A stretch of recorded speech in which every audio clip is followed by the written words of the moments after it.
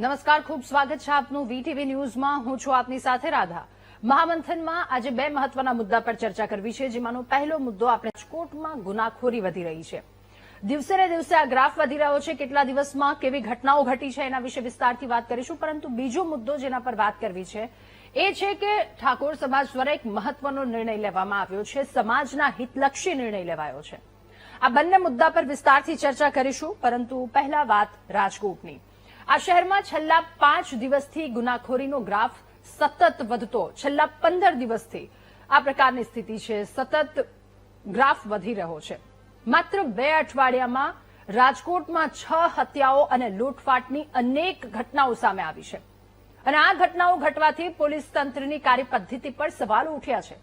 શહેરમાં વિવિધ વિસ્તારોમાં વધતી જતી અશાંતિ અને અસામાજિક પ્રવૃત્તિ વચ્ચે હવે પોલીસ વિભાગ સક્રિય થયો છે.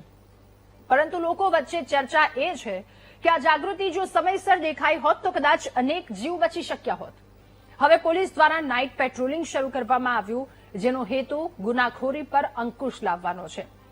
રાજકોટમાં જંગલેશ્વર, ભગવતીપરા, રસલપુરા અને ભીલવાસ જેવા વિસ્તારોમાં પેટ્રોલિંગ કરવામાં આવશે. પાનના ગલ્લા, ચાની હોટેલ, લારીઓ જેવા સ્થળો પર અસામાજિક તત્વો જે અડ્ડા જમાવીને બેઠા હોય છે, રાત્રે 12 વાગ્યા બાદ આવા અમુક ન્યુસન્સ પોઈન્ટ છે એને બંધ રાખવાનો નિર્ણય લેવામાં આવ્યો છે. ત્યારે પોલીસના આ નિર્ણયથી શહેરમાં રાત્રિ જીવન પર સીધો પ્રભાવ પડશે. પરંતુ જન સુરક્ષા માટે આ પગલું જરૂરી તેમણે ગણ્યું છે. જો કે આ તમામ પગલા ઘોડા છૂટ્યા પછી તબેલાને તાળા મારવા જેવી સ્થિતિ ઉભી કરે છે. કારણ કે જ્યારે ગુનેગારો નિર્ભય બનીને શહેરમાં બેફામ રીતે ફરતા હતા, નિર્ભય રીતે ફાયરિંગ કરવામાં આવ્યું છે, 6 હત્યાઓ કરી દેવામાં આવી છે માત્ર 15 દિવસના સમયગાળામાં. એટલે ગુનેગારો કેટલા બેફામ બન્યા હશે એનો અંદાજ આપ લગાવી શકો. અને ત્યારબાદ પોલીસની આવી કાર્યવાહી, જો કે સતત પેટ્રોલિંગ કરવાનું હોય છે, ફરજનો એક ભાગ છે, તો એ ભાગ હોવા છતાં પણ જો શહેરની આવી પરિસ્થિતિ હોય તો સવાલ અનેક થાય. હવે નાઇટ પેટ્રોલિંગ, ચેકિંગ, તાત્કાલિક કાર્યવાહી જેવા ઉપાયો શહેરમાં કાયદો અને વ્યવસ્થાને જાળવવામાં કેટલા અસરકારક સાબિત થશે એ તો આગામી દિવસોમાં જ એ તમામ વાતો જાણી શકીશું. રાજકોટની શાંતિ હવે પોલીસની સક્રિયતા પર નિર્ભર છે. કારણ કે ગુનાખોરી અટકાવવી એ માત્ર કાર્યવાહી નહીં, પરંતુ સતત સાવચેતીની ફરજ પણ છે. ત્યારે મહામંથનમાં પહેલો મુદ્દો જેના પર ચર્ચા કરવી છે એ છે કે રાજકુમારોના શહેરોમાં અશાંતિ ડહોળનાર, જે ચારેય તરફ ફૂલ્યા વાલ્યા ફરી રહ્યા છે, એવા નરાધમોને શા માટે કોઈનો ડર નથી? એવી તે શું સ્થિતિ ઉભી થઈ જેના કારણે તેમનામાં બિલકુલ ડર નથી? આટલી હત્યાઓ અને એ આટલા શાંત સુરક્ષિત ગુજરાતના રાજકોટમાં આવી હત્યાઓ ઘટી રહી છે. આ તમામ સવાલોના જવાબ મેળવીશું આ પહેલા મુદ્દામાં.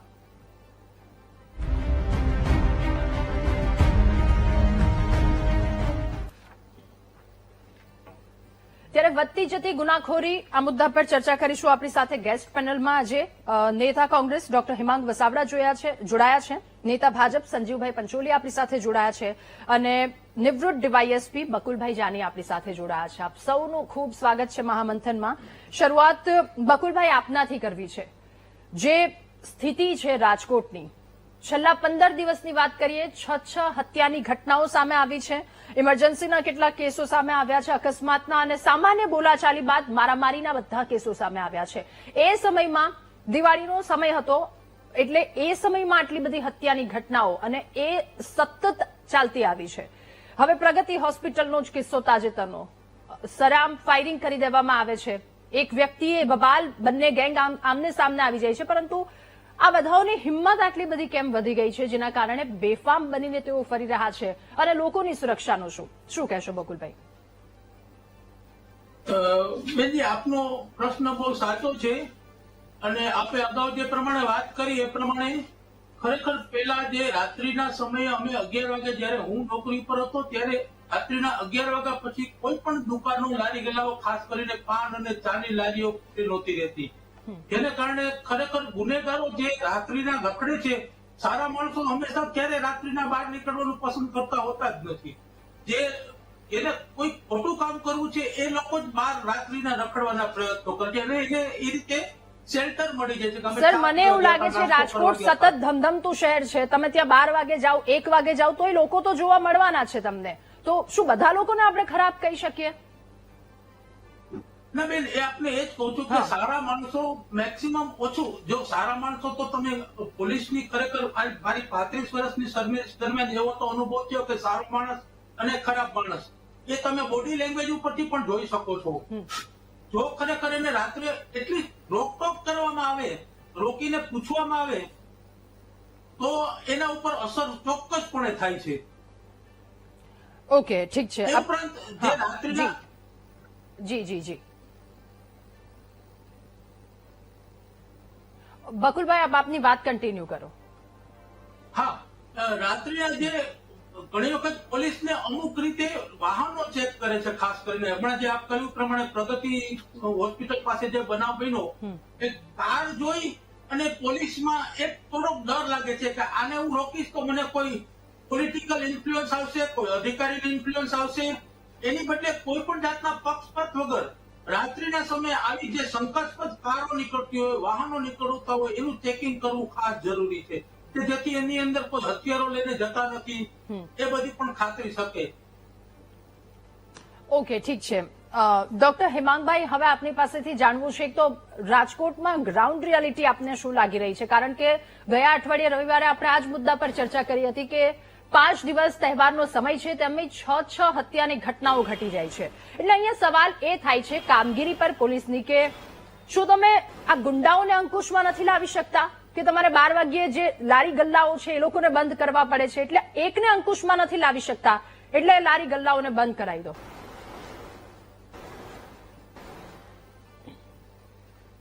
શ્રી રાજકોટ ક્રાઇમ કેપિટલ બનતું જાય છે. ક્રાઇમ કેપિટલ, ગેંગ આવી ગઈ. આપણે છેલ્લા 4 દિવસથી જો જોઈએ તો પેંડા ગેંગ ને મુરઘા ગેંગ ને જે બોમ્બેમાં હતું, જે બિહારમાં છે, જે યુપીમાં છે, એ હવે ગુજરાતમાં રાજકોટ સુધી પહોંચી ગયો. ઓર્ગેનાઇઝ ક્રાઇમ એટલા બધા થવા માંડ્યા અને પોલીસ ક્યાંય દેખાતી નથી. પોલીસ બીજા કામમાં બહુ વ્યસ્ત છે. ગુજરાતની પ્રજા સારી રીતે જાણે છે કે બીજું કામ કયું. બીજા કામમાં રાજકોટ પોલીસ અતિ વ્યસ્ત છે. એટલા માટે ગુનાખોરી બેફામ વધી ગઈ છે. શસ્ત્રો આવવા માંડ્યા છે, રિવોલ્વર ફાયરિંગ થાય, છરી તલવાર તો બરાબર છે, હવે તો ગન ફાયરિંગના કેસીસ દર મહિને 2-3 બનવા માંડ્યા છે. અને મજા એ છે કે જે કાંઈ મર્ડર થાય છે એમાં 50% જેટલા મર્ડર દારૂના ધંધાની હરીફાઈમાં થાય છે.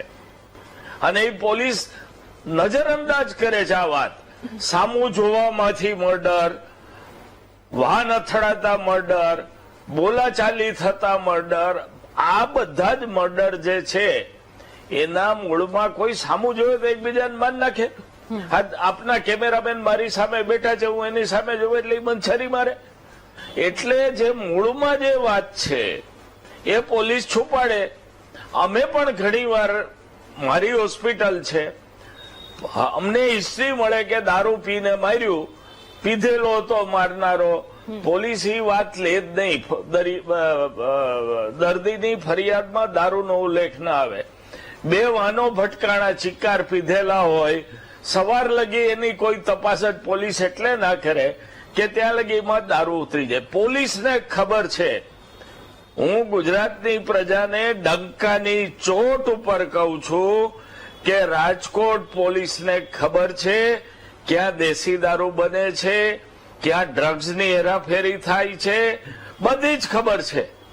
અને ખબર હોવા છતાં માત્ર હપ્તા ઉઘરાવવા માટે જ એ લોકોને પોલીસ પ્રોટેક્શન મળે છે. મેં એવા બુટલેગર જોયા છે જે તમને ગેરંટી આપે કે મારે અડ્ડેથી દારૂ લઈને જાશો તો મારું નામ દેજો, પોલીસ નહીં પકડે.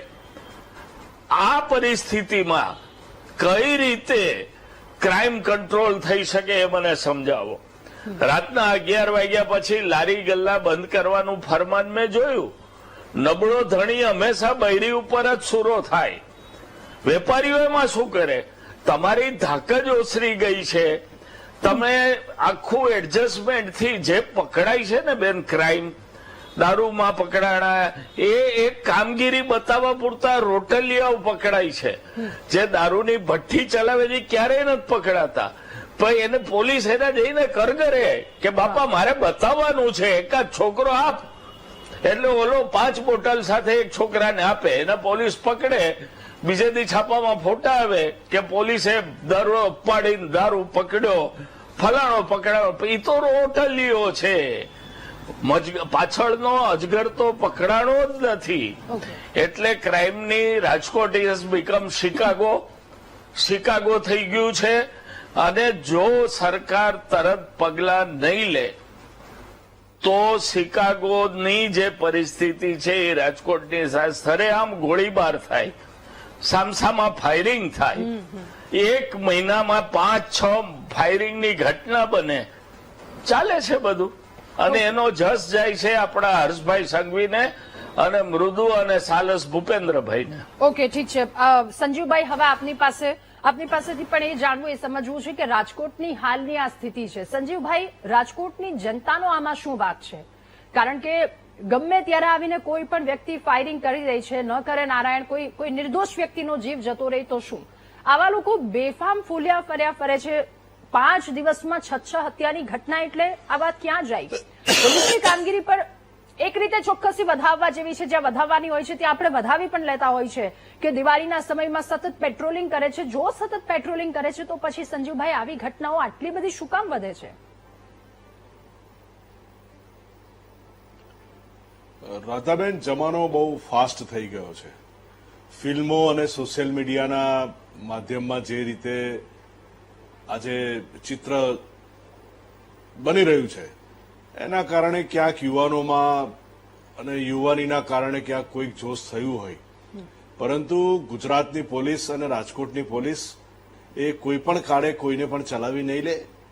અને જ્યાં પણ સુખ અને શાંતિ સ્થાપવાની છે એ પ્રક્રિયામાં પોલીસ હંમેશા અગ્રેસર રહેશે. દિવાળીનો સમય હતો, તહેવારો હતા, અને આપણે સમજીએ છીએ કે એવા સમયે વસ્તી પણ ખૂબ ગીચતા શહેરના રોડો ઉપર ખરીદી માટે અને દરેક જગ્યાએ ભેગી થતી હોય છે. મેદની પણ ભેગી થતી હોય છે, અને ક્યાંક લોકોના ટેમ્પરામેન્ટ પણ, અને this is varies from person to person. કહ્યું છે કે જ્યાં દેવો છે ત્યાં દાનવો પણ છે. એટલે જે પણ લોકોએ આવા કંઈ કૃત્યો કર્યા છે એ કૃત્યોને આ ગુજરાતમાં ચલાવી નહીં લેવામાં આવે. અને ચોક્કસ રાજકોટની પોલીસ અને ગુજરાતની પોલીસ એને કોઈને પણ કોઈ પણ કાળે આ નહીં ચલાવી લે. અને જે શાંતિ છે રાજકોટની એ શાંતિ ફરી સ્થપાશે. જે પણ કંઈ ઘટનાઓ બની છે, ભારતીય જનતા પાર્ટીના એક કાર્યકર તરીકે હું એનું દુઃખ વ્યક્ત કરું છું. પરંતુ આવનારા દિવસોમાં આ તમામ જે પણ કંઈ ઘટનાઓ બની છે એ ઘટનાઓને ખૂબ ગંભીરતાથી લઈ અને સરકાર અને પોલીસ એની કાર્યવાહી કરશે. સંજીવભાઈ, મારો એક સવાલ આપને એ પણ કે ચલો ટેકનોલોજી સમયની સાથે આપણે આગળ વધી રહ્યા છે.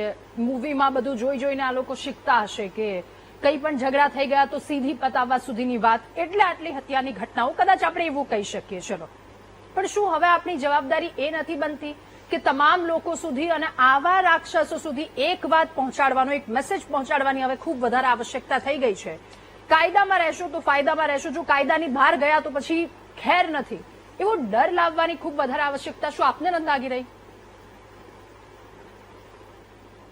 નહીં, તમારી વાત ખૂબ સાચી છે રાધાબેન. કાયદાઓ ખૂબ કડક છે જ, પરંતુ દુનિયામાં એવો કોઈ દેશ નથી કે જ્યાં કાયદાની વિરુદ્ધમાં તોફાનો ન થતા હોય.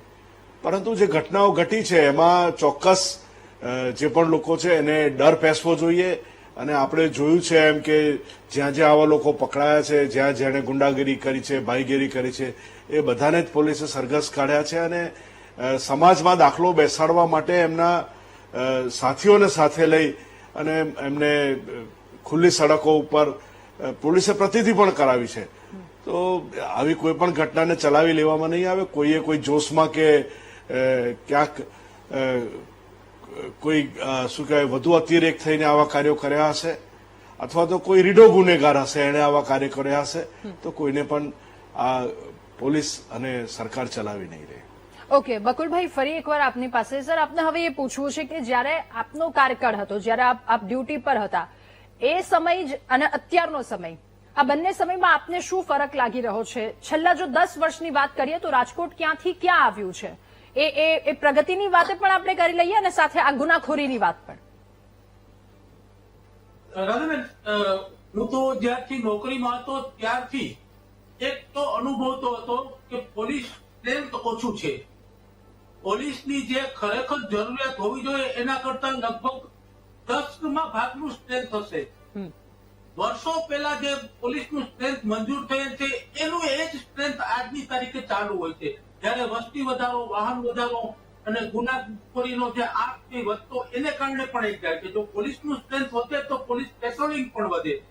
હું તો એ ચોક્કસપણે કહી શકું કે પોલીસ પેટ્રોલિંગ થી જ જો અધિકારીઓ બહાર નીકળે અને નીચેના સ્ટાફને ચેકિંગ કરતા રહે તો પોલીસ વાળો પણ કામ કરતો રહેશે. તો એ પણ જરૂર છે, એનું સુપરવિઝન પણ હોવું જોઈએ. ખરેખર પેટ્રોલિંગ થાય છે કે કેમ? તો શું આપને એવું લાગે? આપને બીજી વાત કહું, હા, આપણે એક બીજી રાધાબેન એક વાત કહું. મારા હું 4 વર્ષ ત્યાં રિટાયર્ડ થઈ ગયો છું.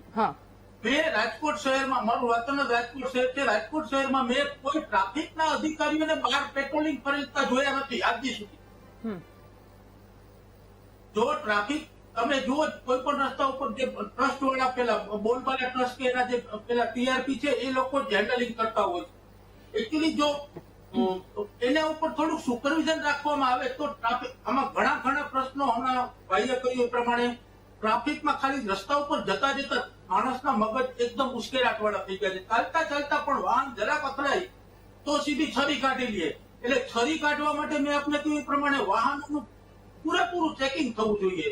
ઇવન નાઇટ પેટ્રોલિંગ દરમિયાન તો ઠીક છે, દિવસ દરમિયાન પણ પેટ્રોલિંગ થવું જોઈએ અને ચેકિંગ થવું જોઈએ. તો આ ગુનાખોરીને કાબુમાં લાવવા માટેના પ્રયત્નો પૂરા થઈ શકે. બકુલભાઈ, એક સવાલ સીધો કે શું પેટ્રોલિંગ રેગ્યુલર થાય છે? હું નથી માનતો, મેં જોયું નથી. જયારે આપ કહો છો એ પ્રમાણે હાલમાં સીપી સાહેબે બહુ સરસ, આ મને તો બહુ ગમે એવી વાત હતી. મેં મારા ઘરમાં પણ વાત કરી હતી. મેં કીધું પેલા જે અમે અમારા સમયમાં 11 વાગ્યામાં, ભલે હેમાંગભાઈએ કહ્યું કે વેપારીઓનો શું વાંક, હું એ માનતો નથી. વેપારીઓને પણ એવી જરૂર નથી.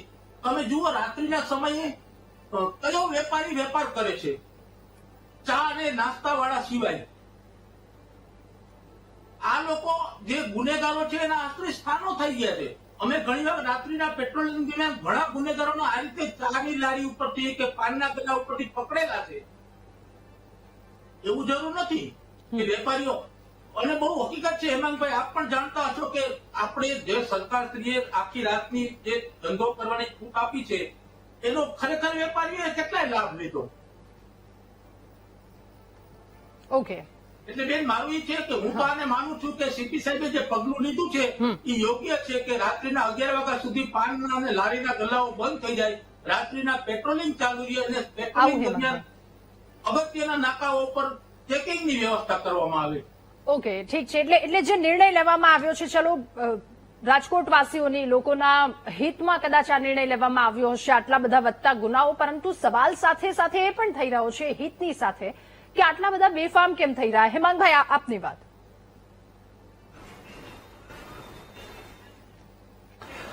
જે બકુલભાઈએ વાત કરી, પેટ્રોલિંગ ઉપર ખૂબ ભાર મૂક્યો. પેટ્રોલિંગ આઇસોલેટેડ ક્રિમિનલને પકડે. રાજકોટમાં અત્યારે જે પ્રશ્ન છે એ ઓર્ગેનાઇઝ ક્રાઇમનો છે, અને ખબર જ છે કે શક્તિ ગેંગનો અડ્ડો ક્યાં છે, મુર્ગા ગેંગનો અડ્ડો ક્યાં છે, પોપટપરામાં કોનો અડ્ડો છે, પોલીસને બધી ખબર છે. વાત બે જુદી પાડવી પડે. એક જે સિંગલ ક્રાઇમની વાત કરી, ઓકે ફાઇન, વાહન ચોરાણું છે, ચોરી કરવા માણસ નીકળ્યો છે, સિંગલ પીધેલો નીકળ્યો છે, છરી લે, એ પેટ્રોલિંગમાં પકડાય. આજે હત્યાઓને જે બધું થાય છે ઇઝ એ ઓર્ગેનાઇઝ ક્રાઇમ. રાજકોટમાં ગેંગ બની ગઈ છે. ગેંગ જે રીતે મુંબઈમાં ડી ગેંગ હતી, પછી સામે બીજી ગેંગ આવી, એ રીતે રાજકોટ પણ ગુંડા ગેંગમાં ફસાતું જાય છે. દરેક ગેંગના અડ્ડા છે, એ જગ્યાએથી જ ગેંગ ઓપરેટ થાય છે. અને જો ગેંગને તમારે ખતમ કરવી હોય તો તમારું રાતનું 11 પછીનું પેટ્રોલિંગ કાંઈ કામ ન લાગે.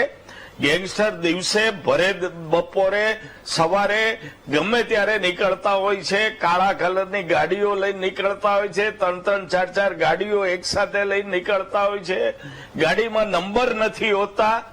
એટલે આ ગેંગ જે બધી છે, ઈભલાની ગેંગ ને આ બધી ઘણી બધી ગેંગો રાજકોટમાં ઉભી થઈ છે અને એને બોમ્બે સ્ટાઇલથી જો ખતમ કરવા નહીં આવ્યા, પેટ્રોલિંગ કરો, દુકાને બંધ કરાવો, અમે વિરોધ નથી કરતા, પણ મૂળ પ્રશ્ન ગેંગ વોર જે ગેંગો ઉભી થઈ છે એને ખતમ નહીં કરો ત્યાં લગી રાજકોટમાં શાંતિ થશે નહીં. મારે કોઈ જાજી ગેંગના નામ આપવા નથી.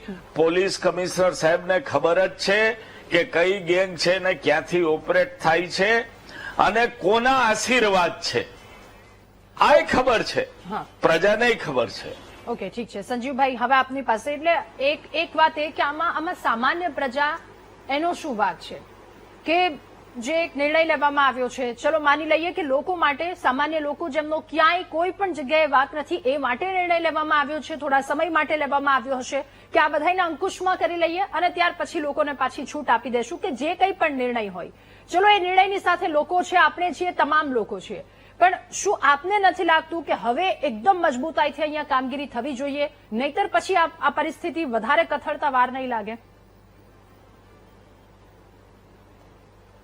રાધાબેન, મારા મિત્ર ડોક્ટર હેમાંગભાઈ રાજકોટના જ છે અને એમણે જે ગેંગની વાત કરી તો મારું તો એવું કહેવું છે કે એક સંનિષ્ઠ કાર્યકર તરીકે, એક સામાજિક કાર્યકર તરીકે આખું લિસ્ટ એમને પ્રદર્શિત કરવું જોઈએ. એ એવું કે છે કે હું અહીંયા બોલવા નથી માંગતો, તો શું એ ગેંગથી ગભરાય છે? એવું ન હોવું જોઈએ. કારણ કે આપણે બધા સાથે રહીને આ સમાજમાં જો કોઈ અઘટિત બનતું હોય તો એ ભાજપ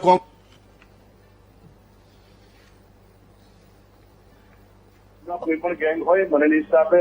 હું ખાતરી આપું છું કે ગુજરાત પોલીસ દ્વારા માનનીય મુખ્યમંત્રીની રાહબરી હેઠળ, માનનીય ગૃહમંત્રીની રાહબરી હેઠળ રાજકોટમાં કોઈ પણ ગેંગ રહેશે નહીં અને એનો સફાયો. ઓકે, ઠીક છે હેમાંગભાઈ, સંજીવભાઈએ જે વાત કરી એ જ વાતને લઈને, એ જ સવાલને લઈને આપની પાસે આવવું છે કે જે ગેંગની વાત કરવામાં આવી અથવા તો ગુનાહિત જે બધી પ્રવૃત્તિઓ ચાલી રહી છે, જો જાણકારી છે તો પછી એક લોકો વચ્ચે રહેતા એક પ્રતિનિધિ તરીકે, વિપક્ષ તરીકે તમે ક્યાંય રજૂઆત કરી છે આ વાતને લઈને, અથવા તો તમને એવું લાગી રહ્યું છે કે અહીંયા થવું જોઈએ, હવે હું રજૂઆત કરીશ?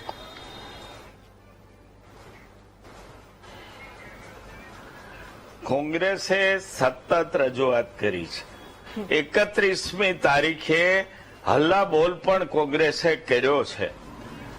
આપ માધ્યમમાં જોઈ શકો છો, ફોટા છે, ટીવી ચેનલોએ બતાવ્યું છે. અને આ તો 31મી, આજે બીજીની સાંજે આપણે વાત કરીએ, 2 દિવસ પહેલા કોંગ્રેસે કર્યું છે. આ ઉપરાંત સતત અમે રજૂઆતો કરતા રહ્યા છીએ. અને ભાઈ સંજયભાઈએ કીધું કે ગેંગના નામ આપો. મારે એટલું જ પૂછવું છે, તે લાખોનો પગાર લેતા અને કરોડોનો ભ્રષ્ટાચાર કરતા પોલીસો શું જખ મારે છે? ગેંગ નહીં એને ખબર ન હોય તો એ સેના પગાર લે છે અને આટલો બધા અધિકારી તરીકે ભ્રષ્ટાચાર કરે છે કહેવાય છે, તો એ શેને માટે? જો એને ખબર જ ન હોય તો શેને માટે તમે બેસાડ્યા છે એ મને કયો. આવી તો પહેલી વાર હું વાત સાંભળું છું રાધાબેન કે તપાસ કરશું અને જોઈ લેશું એમ સત્તાધારી પક્ષ કે, એને બદલે આંગળી ચિંધર પાસે પુરાવા માંગે. જુઓ તો ખરા કેવા નબળા શાસકો છે. તમારા કરોડોનો હપ્તો આપનારા અધિકારીઓને કયો કે રાજકોટની ગેંગનું લિસ્ટ આપો. 10 મિનિટમાં જો લિસ્ટ ના આપે મને ફોન કરજો, હું લિસ્ટ આપીશ. પહેલા તમે અધિકારીને પૂછો, પછી મને પૂછજો.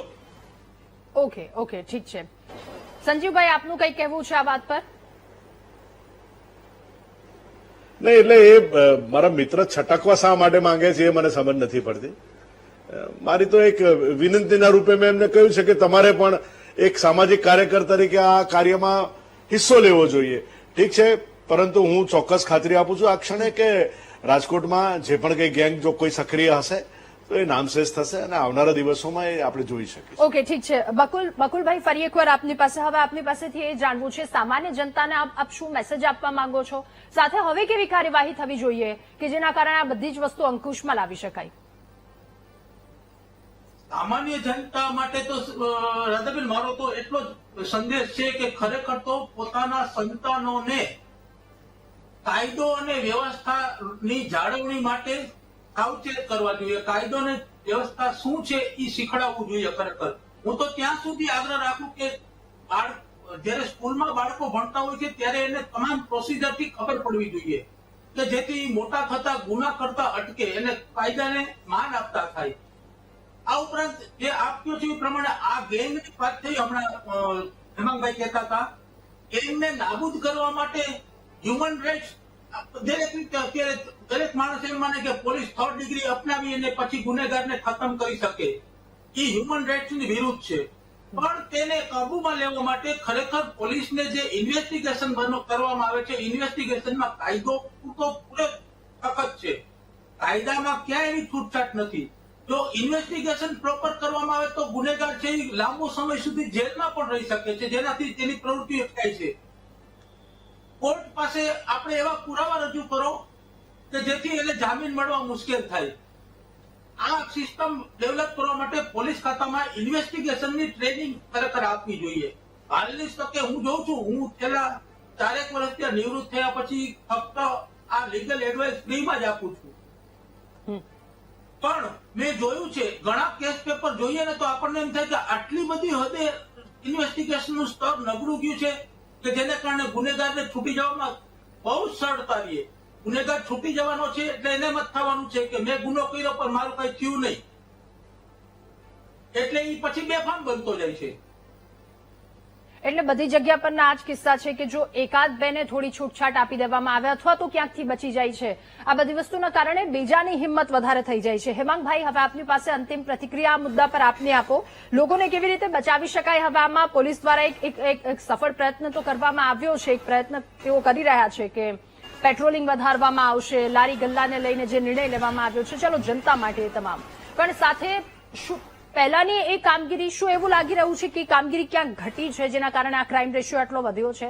સાથે અંતિમ પ્રતિક્રિયા પણ હેમાંગભાઈ. જાની સાહેબે બહુ સરસ વાત કરી. એણે ડિપાર્ટમેન્ટની પોલ પણ ખોલી નાખી કે જ્યારે કોઈ આવો ગેંગસ્ટર પકડાય છે, અસામાજિક તત્વ પકડાય છે, ત્યારે પૂરતા પુરાવાઓ પોલીસ મૂકતી નથી, એને લીધે એને જામીન મળી જાય છે અને બહાર આવીને પાછી આની આ પ્રવૃત્તિ ચાલુ કરે.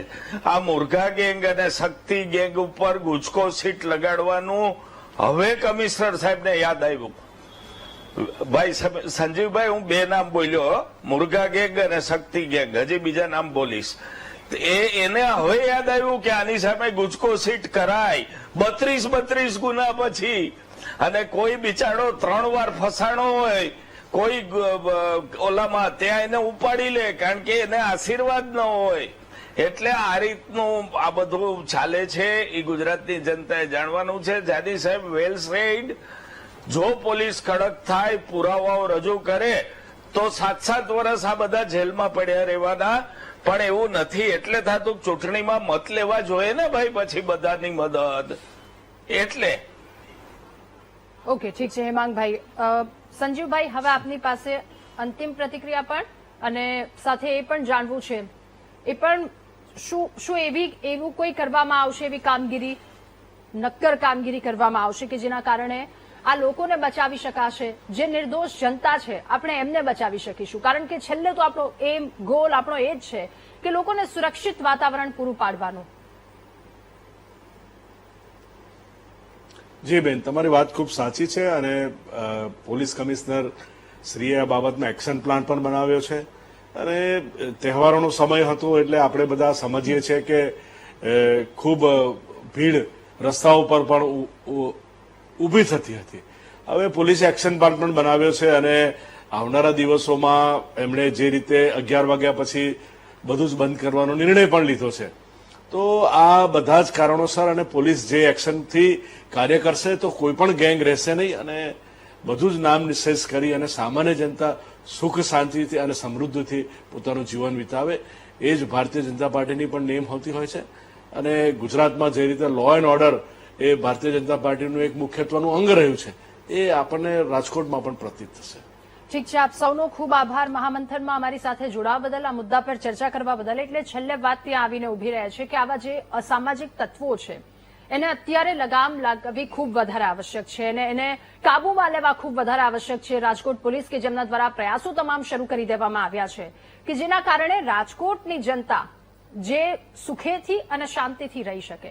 મહામંથનમાં બીજા મહત્વના મુદ્દા કે જેના પર ચર્ચા કરવી છે એ મુદ્દો છે કે સમાજ જ્યારે એક મહત્વપૂર્ણ પગલાથી આગળ વધે છે, સમાજ જ્યારે એક મહત્વપૂર્ણ નિર્ણય લે છે, સમાજના કેટલાક મોભીઓ તો એ આખા પાછળના જેટલા મધ્યમ વર્ગીય સમાજ છે, લોકો છે, એ તમામ માટે એક ખૂબ સારો નિર્ણય, એમના ભવિષ્ય માટે ખૂબ સારો નિર્ણય, એમના બાળકો, યુવાનો, તમામ લોકો માટે ખૂબ સારો નિર્ણય લે છે